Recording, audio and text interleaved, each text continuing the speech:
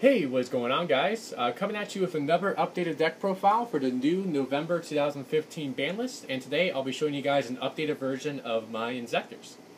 So starting off with the Inzektor engine, we of course have the free Centipede and free Ladybug, pretty standard. Then for one-os, we have the one Dragonfly, one Hornet, because sadly they both still are limited to one, the one Gigamantis, and finally the one Hopper.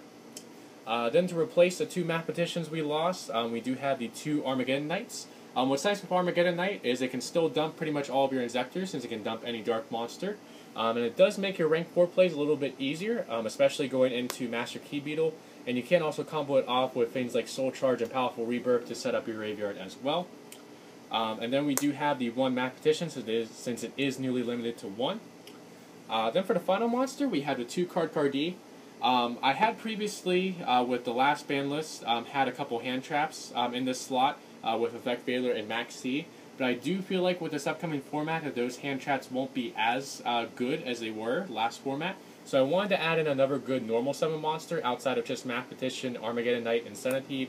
And I was going to add in Trappist Mermelio, but the deck is a little bit too tight on space to have both Mermelio and the traps that go along with it. So I went ahead and decided to go with Card-Cardee, since it is a very OTK-oriented deck, and you really do need to get those combo pieces you need to set up those OTKs, so Card-Cardee is very useful for that. So that is it for monsters. Now on the spells. So starting off with, for consistency, we have the triple Pod Duality and the triple Upstart Goblin. With how much damage this deck can put on with its OTK combos, you really don't care too much about giving your opponent life, you just care about getting those cards. Then we have the free MST for that nasty back row that can stop our combos, and also the combo off ourselves when we need to get rid of, say, a Gigamantis or an Inzektor sword that's equipped onto one of our Inzektors. Then speaking of sword, we have the one sword, Foolish Burial, Raigeki, and Soul Charge to round out the spells. So now for the traps. Starting off, we have the triple Powerful Rebirth, which of course is better than Call of the Haunted, since if it does get MST'd, it does not take the monster with it, which is really nice. And then that extra level boost that the monster does get can actually be very useful for going into your higher level Xyz plays. Then we have the free Fiendish Chain for effect negation and protecting our monsters from battle. Then speaking of protecting from battle, we have the two Mirror Force. Definitely, if you have Stormy Mirror Forces, I probably would replace Mirror Force with Stormy Mirror Force, since Destruction won't be as good this format as it was last. But Mirror Force still is a pretty decent fill-in if you don't have the money for Stormy Mirror Force. Then for one-os, we have the one Bottomless, Solemn Warning, Torrential Tribute, and finally the one Vandy's Emptiness. So that is it for the main deck, total of 40 cards. It was 15 monsters, 13 spells, and 12 traps. Now on to the extra deck. So starting off, we have the one Gaichi Guntetsu for the rank 2. Definitely if you have Ghost of Alucard, I probably would replace this with Alucard to add an extra rank 3, but I do not currently own Alucard. It still is pretty decent considering you have the free Ladybugs and the two Card-Cardees that you could potentially use to go into this just to kind of stall for a bit.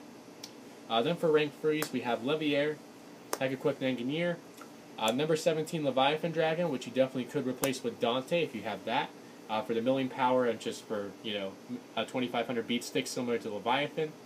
Then finally the one Acid Golem. For rank 4s, we have Abyss Dweller, Castel, Dark Rebellion. Definitely if you feel like the Dark Destroyer from Cosmos, or if you think Cleaforts could actually be a threat with their other towers-like monster, you definitely could play Diamond Crab King. But I do like Dark Rebellion just for boosting attack and getting over those bigger monsters. Then we have 101, since Exciton is no longer legal for the next format. And finally the one Master Key Beetle for protecting those side deck floodgates. Then for 5s, we have Durendel, Exostag, Volcasaurus, Shark Fortress for the OTKs, and then finally the one Gaia Dragon to overlay on top of our rank 5s. So now to round it out with the side deck. So starting off, we have the two Forbidden Lance. This is very important for protecting our bugs from spells and traps, especially things like Dark Hole, Mirror Force, Torrential Tribute, Bottomless, things like that would get rid of our bugs. And we can also use it as a battle trap as well, since they are pretty weak in attack power most of the time. Then we have the two Twister. Kind of a similar idea to MST, where you can use it if you know you're going to be sided into with floodgates, like say the Shadow Imprisoning Mirror. and you can also use it as a combo card as well to get rid of your own equips. Then we have the single Dark Hole, just kind of there for those problematic cards, those problematic monsters like say Majesty's Fiend and Vanity's Fiend that can kind of get in your way. Then we have the free Imperial Iron Wall, which will definitely be very relevant against Cosmo, against Infernoids, against Necros, which still should be a pretty decent deck going forward, and also against Ritual Beasts. Then we have the 2 Light Mirror for Cosmo and for Satellar Knights. The 2 Breakthrough Skill, which is also good against Tower Knights and good against those other, just annoying monster effects like Vanity's Fiend, Majesty's Fiend, El Shaddai Winda, if that's still a thing. The 2 Wire Tap for those trap heavy decks, and then finally the 1 Soul Drain for those graveyard heavy decks.